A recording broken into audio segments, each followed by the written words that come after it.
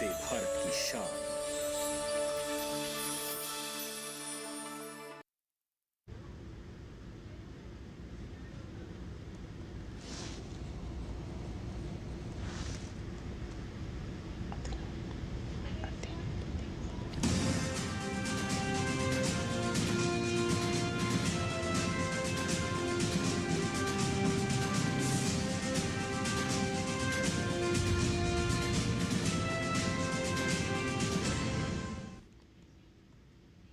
नमस्कार, किसान समाचार में आप सभी का स्वागत है। सबसे पहले मुख्य समाचार।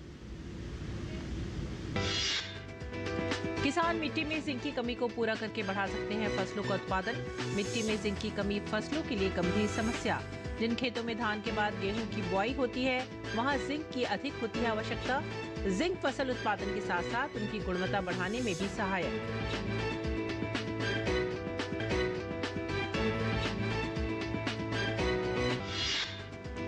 मक्का लदान में पूर्व मध्य रेलवे ने बनाया नया कीर्तिमान। चालू वित्तीय वर्ष में 20 मई तक किया गया कुल 172 रैक मक्का का लदान। 62.25 करोड़ रुपए का राजस्व हुआ प्राप्त। फूड रेगुलेटर FSSAI ने भारत के बाजारों से मसालों के 300 से अधिक सैंपल की जांच के बाद किया दावा, किसी भी सैंपल में कैंसर बढ़ाने वाला पदार्थ इथिलीन ऑक्साइड नहीं मौजूद। इन मसालों में एवरेस्ट और MDH भी हैं शामिल।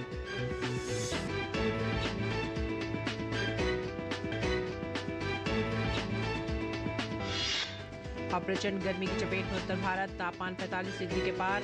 राजस्थान के बाड़मेर में अधिकतम तापमान 48 डिग्री, हरियाणा की सिरसा में 47 डिग्री के ऊपर। स्वास्थ्य विभाग अलर्ट, जारी किए जरूरी दिशा निर्देश।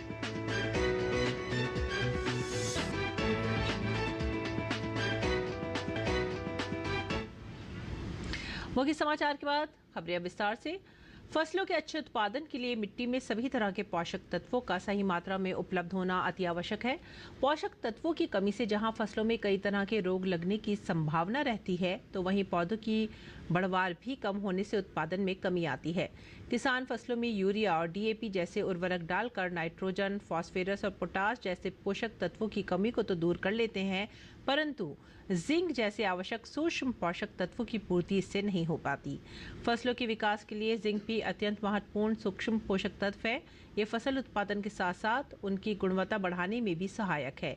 मिट्टी में जिंक की कमी फसलों के लिए गंभीर समस्या है, इसीलिए फसल उत्पादन में जिंक का उचित प्रबंधन आवश्यक होता है। जिन खेतों में धान के बाद गेहूं की बोनी जाती है, वहां जिंक की आवश्यकता अधिक हो जाती है। जिंक की कमी से धान की पत्तियों में कत्थई रंग के धब्बे बन जाते हैं। ये सामान्य रूप से रोपाई के 2 से 4 सप्ताह के बाद दिखाई देते हैं। धब्बे आकार में बड़े होकर पूरी पत्ती में फैल जाते हैं, जिसे खैरा रोग के नाम से भी जाना जाता है।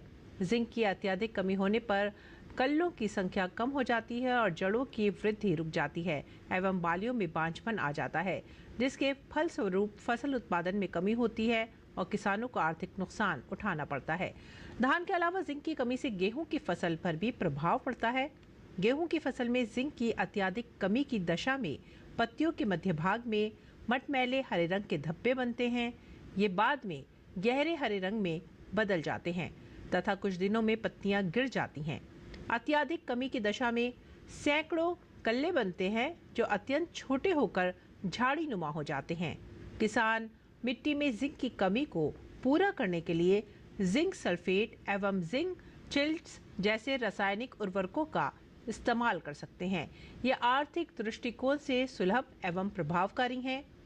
मृदा विश्लेषण के आधार पर 25 से 50 किलोग्राम जिंक सल्फेट का प्रयोग प्रति हेक्टेयर भूमि में करने पर जिंक की कमी को दूर किया जा सकता है।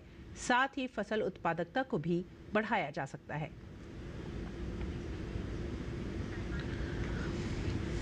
और फूड रेगुलेटर FSSAI ने भारत के बाजारों से मसालों के सैंपल लेकर की गई जांच के बाद ये दावा किया है कि किसी भी सैंपल में कैंसर बढ़ाने वाला पदार्थ इथिलीन ऑक्साइड मौजूद नहीं पाया गया है।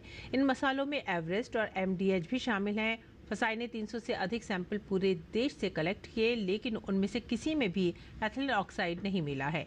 लोकप्रिय मसाला ब्रांड MDH और एवरेस्ट पर सिंगापुर और हांगकांग में सवाल उठने पर उनमें कैंसर के लिए जिम्मेदार ETO की मौजूदगी के बाद एसएसआई ने मसालों के सैंपल लिए थे, जिनके परिणाम अब सामने आ गए हैं। फसाई ने एवरेस्ट मसाले के 2 मैन्युफैक्चरिंग यूनिट से 9 सैंपल, जबकि एमडीएच के 11 मैन्युफैक्चरिंग यूनिट से 25 सैंपल लिए थे। दोनों कंपनियों की यूनिट के लिए गए कुल 34 सैंपलों में से 28 की रिपोर्ट आ गई है और सभी पूरी तरह से साफ निकले हैं। यही नहीं, दूसरे ब्रांड के मसालों के 300 सैंपल में से भी किसी में ईटीओ नहीं पाया गया है।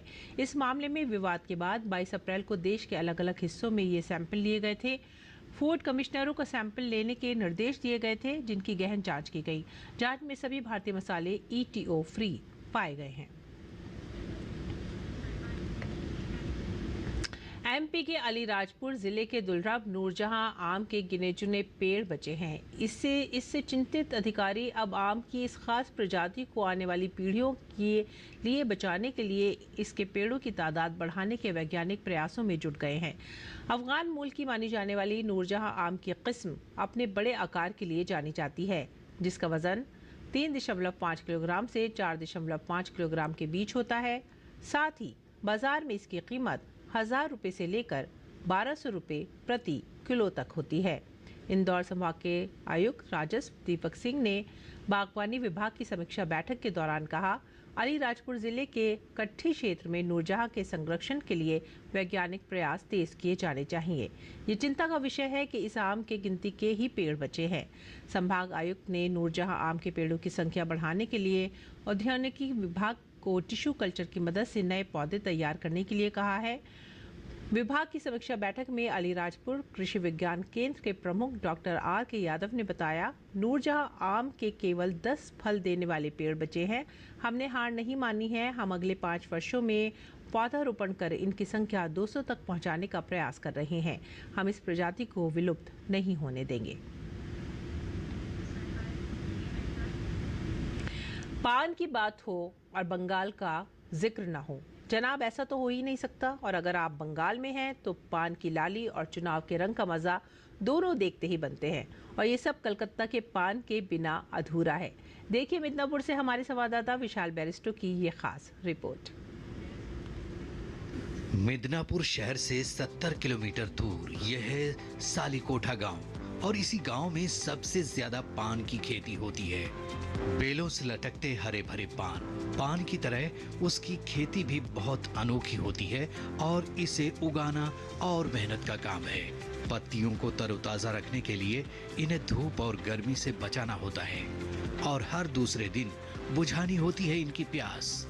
ये छोटा सा गांव और गांव के लोग पीढ़ियों से पान की खेती पर आश्रित हैं। पड़ता है तो 10-12 रुपया पड़ता है, तो हम 10 रुपया करके बिक्री कर रहे हैं। सबसे ज़्यादा पान बिक्री कर रहा है, जब मीठा पान है, दोक्ता पान है और जर्दा पान है, उसी पर बिक्री कर रहा है। अब डालता है, इसको मीठा सुपारी है, इसको आमादा है, इसको दालचीनी है, और इसको थोड़ा थोड़ा चेरी फल है, और चवन बहार है, पान है, और कत्था है।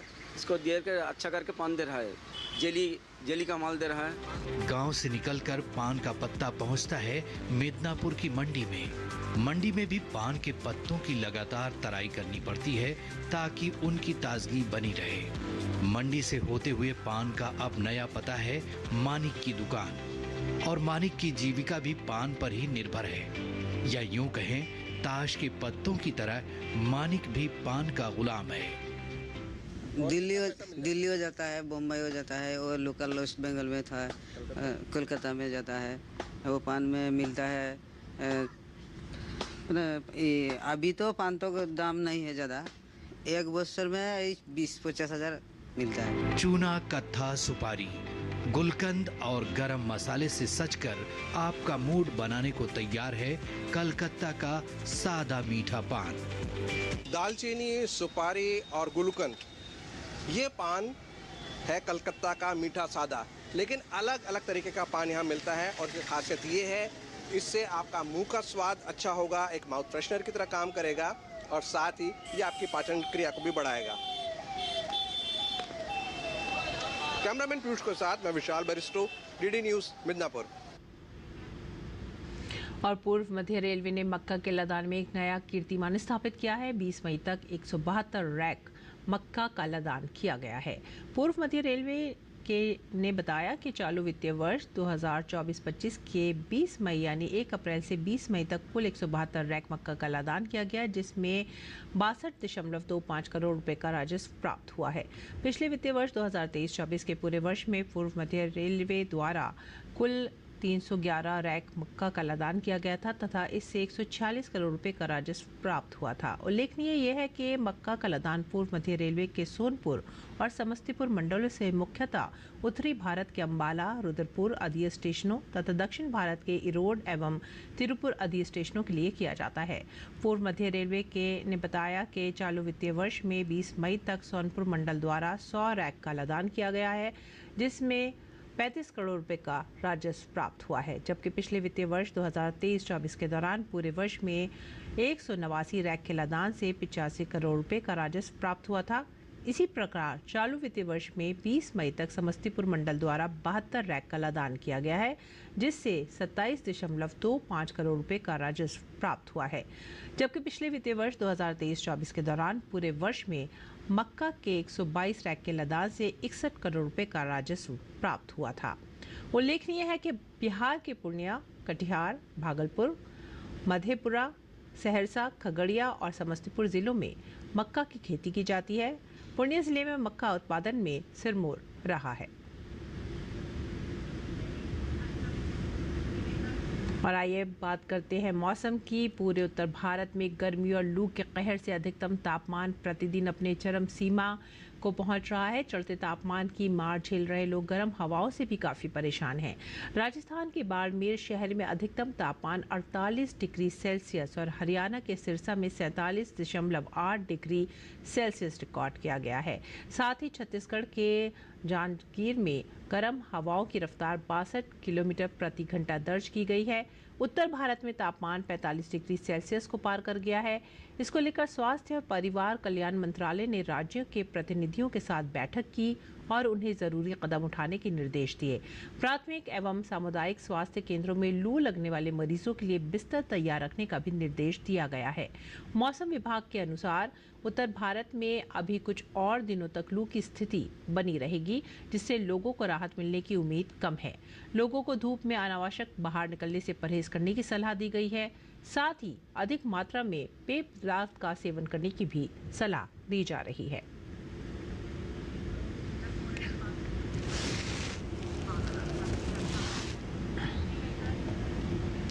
और भारत के कई राज्यों में हीट वेव को लेकर स्वास्थ्य सचिव अपूर्व चंद्रा ने स्वास्थ्य मंत्रालय की ओर से जारी एडवाइजरी पर ध्यान देने की अपील की है। साथ ही उन्होंने हीट वेव से उत्पन्न स्थिति पर नजर रखने का दिशा निर्देश मंत्रालय के अधिकारियों को दिया है। उत्तर भारत में 45 डिग्री के ऊपर चल रहे हैं बहुत जगह और हीट वेव है, तो इसके बारे में हम सजग थे। पिछले 2 महीने पहले भी हमने सब राज्यों से संपर्क किया था, सबसे मीटिंग करी थी। बाद में कैबिनेट सेक्रेटरी के स्तर पे और विविध स्तरों पे बैठकें हुई। चीफ सेक्रेटरी से भी हमने चर्चा करी और सबको अवगत कराया कि इसमें क्या क्या तैयारियां करनी है। सारे इंस्ट्रक्शंस उनको दिए जा चुके हैं। जैसे हमारे प्राइमरी हेल्थ सेंटर्स हैं, सब सेंटर्स हैं, कम्युनिटी हेल्थ सेंटर्स में हैं, सब जगह ओरल जो लेते हैं वो ORH वगैरह सब उपलब्ध रखें, हर जगह उपलब्ध हैं। कुछ बेड्स अगर हीट स्ट्रोक किसी को होता है तो उसके लिए उपलब्ध रखें, वो भी सब है। और बाकी हमारे यहाँ जो NCDC है वो ऑलमोस्ट डेली उसकी जो है हम रिपोर्ट ले रहे हैं। इस बीच देश के कई हिस्सों में इस समय भीषण गर्मी पड़ रही है। लोग इस भीषण गर्मी से परेशान हैं। तो वहीं केरल की अगर बात करें तो यहाँ मौसम ठंडा है। यहाँ का मौसम काफ़ी ठंडा हो गया है। केरल के तिरुवनंतपुरम शहर के कई हिस्सों में आज तेज़ बारिश हुई है। बारिश के बाद केरल के लोगों को भीषण गर्मी से राहत भी मिली है। साथ ही मौसम भी सुहावना हो गया है। उत्तराखंड के अल्मोड़ा जिले के कोराब में हाईवे पर बुधवार शाम बरसाती नाले के साथ मलबा आने से यातायात ठप हो गया। जिले में बुधवार शाम पहाड़ी इलाकों में कई जगह जोरदार बारिश हुई है। अल्मोड़ा हाईवे पर कोराब के समीप भवाली अल्मोड़ा हाईवे पर पहाड़ी से मलबा आ गया, जिससे करीब 2 घंटे तक हाईवे बंद रहा। मलबा पास की एक दुकान के अंदर भी घुस गया। मौके पर जेसीबी भेजकर करीब 2 घंटे बाद हाईवे से मलबा हटाया गया। वहीं मुक्तेश्वर में भी जोरदार बारिश हुई है। लंबे समय बाद बारिश से मुक्तेश्वर रामगढ़ क्षेत्र के किसानों ने राहत की सांस ली है। भीमताल और नैनीताल में हल्की फुहारों से राहत मिली। नैनीताल सहित आसपास के इलाकों में बुधवार सुबह से ही मौसम में नमी थी, इससे यहां तेज गर्मी से राहत महसूस हुई है। वहीं शाम करीब 4 बजे मुक्तेश्वर, बराब, रामगढ़ आदि इलाकों में जोरदार बारिश हुई है, जिससे कई जगह सड़कों पर पानी भर गया। इस बीच हिमाचल प्रदेश के बिलासपुर में भी हल्की बारिश हुई है।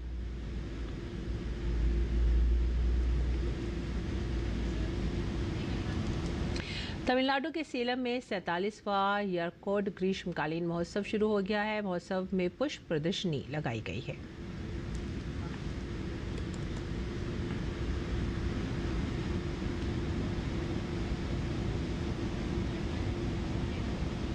और असम के मुख्यमंत्री हेमंत बिस्वा शर्मा ने सोशल मीडिया एक्स के जरिए विश्व कछुआ दिवस की बधाई दी है।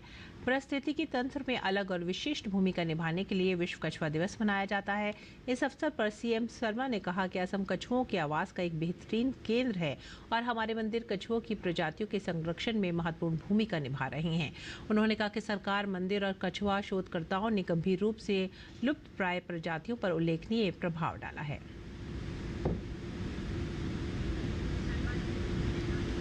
और आइए अब जान लेते हैं मंडी भाव।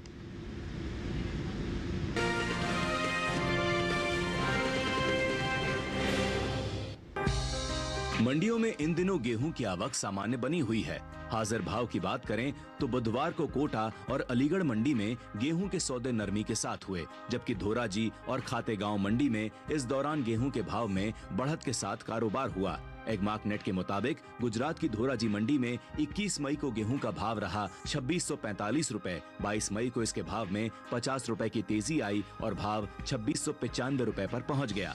इसी तरह मध्य प्रदेश की खातेगांव मंडी में गेहूं के सौदों में मजबूती के साथ पार हुआ। यहाँ 21 मई को गेहूं का भाव था 2340 रुपए। 22 मई को इसके सौदे 115 रुपए चढ़कर 2455 रुपए पर बंद हुए। राजस्थान की कोटा मंडी में 21 मई को गेहूं का भाव था 2450 रुपए। 22 मई को इसके सौदों में 20 रुपए की गिरावट आई और भाव हो गया 2430 रुपए। वहीं उत्तर प्रदेश की अलीगढ़ मंडी में 21 मई को गेहूं का भाव रहा 2350 रुपए। 22 मई को इसके सौदे 20 रुपए टूटकर 2330 रुपए पर हुए।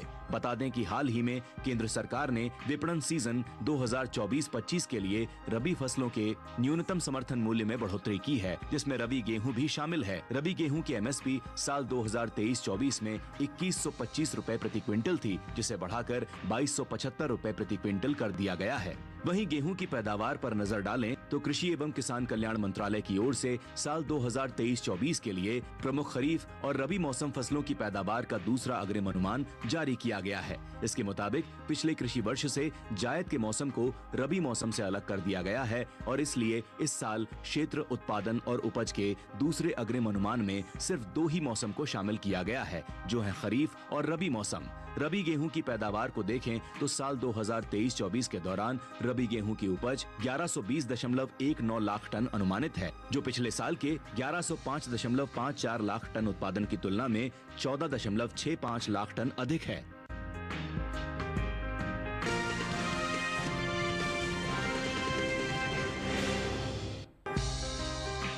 इन दिनों मंडियों में अरहर की आवक सामान्य देखने को मिल रही है। बात हाजिर भाव की करें तो लाल सोट मंडी में अरहर के सौदे मजबूती के साथ हुए, वहीं हाथरस और आसनसोल मंडी में भाव नरम रहे, जबकि दाहोद और अलीगढ़ मंडी में इस दौरान अरहर के भाव में कोई बदलाव देखने को नहीं मिला। एगमार्क नेट के मुताबिक गुजरात की दाहोद मंडी में 21 मई को अरहर का भाव रहा 10,000 रुपए, जो कि 22 मई को भी 10,000 पर बरकरार रहा। जबकि राजस्थान की लाल सोट मंडी में इस दौरान अरहर के सौदों में मजबूती के साथ कारोबार हुआ। यहां 21 मई को अरहर का भाव था 8,300 रुपए। 22 मई को इसके सौदे 200 रुपए उछलकर 8,500 रुपए पर हुए। वहीं उत्तर प्रदेश के अलीगढ़ मंडी में बीते 2 दिनों के दौरान अरहर के भाव स्थिर रहे। यहां 21 और 22 मई को अरहर 9,400 रुपए पर बिकी। राज्य की हाथरस मंडी में 21 मई को अरहर का भाव था 8,960 रुपए। 22 मई को इसके सौदों में 10 रुपए की गिरावट आई और भाव आ गया 8,950 रुपए प्रति क्विंटल पर। हालांकि पश्चिम बंगाल की आसनसोल मंडी में 22 मई को अरहर का भाव 150 रुपए टूटकर 9,750 रुपए से 9,600 रुपए हो गया। अरहर की पैदावार पर नजर डालें तो घरेलू स्तर पर इस साल खरीफ अरहर की उपज में बढ़त देखने को मिल सकती है। कृषि मंत्रालय की ओर से जारी ताजा आंकड़ों के मुताबिक साल 2023-24 के दौरान खरीफ अरहर की पैदावार 33.39 लाख टन होने का अनुमान जताया गया है, जबकि बीते साल इस दौरान खरीफ अरहर की उपज 33.12 लाख टन रही थी। प्रोटीन से भरपूर दालों के निर्यात की बात करें तो देश से होने वाले दालों के निर्यात में इस साल कुछ कमी देखने को मिली है। दलहन के निर्यात में चालू वित्त वर्ष के पहले 10 महीनों के दौरान पिछले वित्त वर्ष की समान अवधि की तुलना में घटा है। एपीडा के मुताबिक साल 2023-24 में अप्रैल से जनवरी महीने के दौरान कुल दलहन का निर्यात 4,56,435 टन का हुआ है, जबकि साल 2022-23 के दौरान दलहन का कुल निर्यात 5,39,454 टन का हुआ था। यानी इस साल कुल दलहन के निर्यात में करीब 83,000 टन की कमी देखने को मिली है।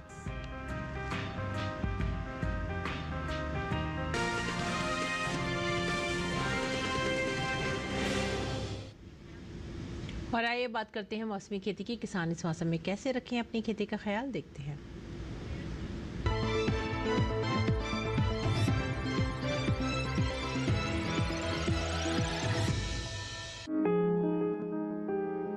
ओडिशा में धान की कटाई कर लें। धान के खेत से पानी निकासी का प्रबंध कर लें। यहाँ गन्ने के खेत में सिंचाई करते रहें। इस समय लाल मिर्च में कीट लगने की संभावना बनी हुई है। ऐसे में लाल मिर्च में कीटों से बचाव के लिए कीटनाशक छिड़कें। किसान जूट के खेत से जल निकासी की उचित व्यवस्था कर सकते हैं। इसके अलावा बैगन की तुड़ाई कर लें। साथ ही टमाटर की तुड़ाई करने के लिए समय उपयुक्त है। ओडिशा में भिंडी की तुड़ाई करते रहें। साथ ही आम की तुड़ाई कर सकते हैं। इसके साथ ही केले की तुड़ाई भी करें। वहीं मूंग की कटाई कर लें। किसान उड़द की कटाई भी कर सकते हैं। पश्चिम बंगाल में धान की कटाई करें। धान के खेत से पानी की निकासी की उचित व्यवस्था करें। वहां जूट के खेत में निराई करते रहें। जूट के खेत से पानी की निकासी का उचित प्रबंध कर लें। इसके साथ ही अदरक की रोपाई कर सकते हैं। किसान बीन की बुआई करें। अभी मक्के की कटाई करते रहें। इसके अलावा अदरक में कीट लगने की आशंका है। ऐसे में अदरक में कृषि विशेषज्ञों की सलाह से कीटों के बचाव के लिए कीटनाशक का छिड़काव कर लें। अदरक में जरूरी उर्वरक का इस्तेमाल करें। पश्चिम बंगाल में प्याज के खेत में निराई करते रहें। किसान मूंगफली की खुदाई कर लें। साथ ही गन्ने के खेत में सिंचाई करें।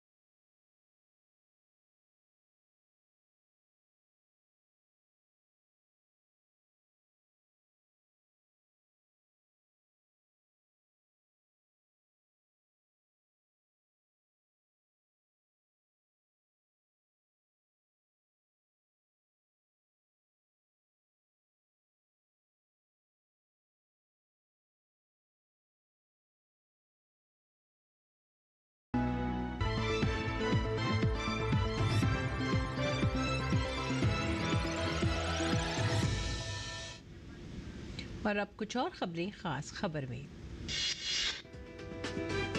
लोकसभा चुनाव के छठे चरण के लिए चुनाव प्रचार गुरुवार की शाम थम जाएगा। इस चरण में 25 मई को 58 सीटों पर होने वाले मतदान के लिए पार्टियां वोटर्स को लुभाने में कोई कौर कसर नहीं छोड़ रही हैं। केंद्रीय मंत्री और हमीरपुर लोकसभा सीट से भाजपा उम्मीदवार अनुराग सिंह ठाकुर ने राहुल गांधी पर जमकर हमला बोला है। अनुराग सिंह ठाकुर ने कहा है कि राहुल गांधी ने माना है कि जब 60 साल तक कांग्रेस सत्ता में रही तो अनुसूचित जाति जनजातियों पिछड़े वर्ग पर अत्याचार होता रहा। दिल्ली में 25 मई को लोकसभा चुनाव के दिन सभी लाइनों पर मेट्रो सेवा सुबह 4 बजे से चलनी शुरू हो जाएगी। डीएमआरसी ने कहा है कि सुबह 6 बजे तक सभी लाइनों पर 30 मिनट के अंतराल पर और उसके बाद पूरे दिन सामान्य रूप से मेट्रो सेवाएं चलती रहेंगी। लोकसभा चुनाव के 7वें और अंतिम चरण में 8 राज्यों केंद्र शासित प्रदेशों से 904 उम्मीदवार चुनाव मैदान में हैं। 7वें चरण के लिए 1 जून को होना है मतदान।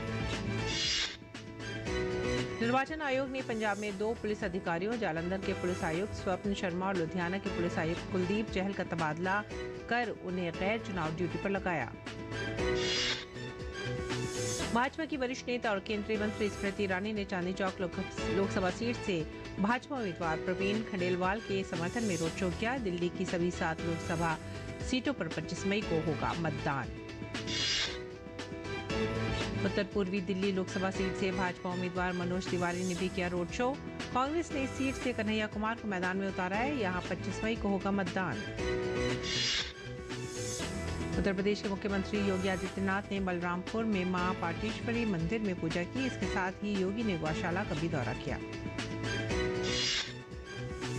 कलकत्ता हाईकोर्ट द्वारा ओबीसी वर्ग के तहत मुस्लिम आरक्षण रद्द करने को लेकर भाजपा अध्यक्ष जेपी नड्डा ने पश्चिम बंगाल के मुख्यमंत्री ममता बनर्जी और विपक्षी गठबंधन पर जमकर हमला बोला। नड्डा ने विपक्ष पर तुष्टीकरण की राजनीति करने का लगाया आरोप। इसी के साथ ही आप हमारी पूरी टीम को दीजिए आज्ञा। नमस्कार।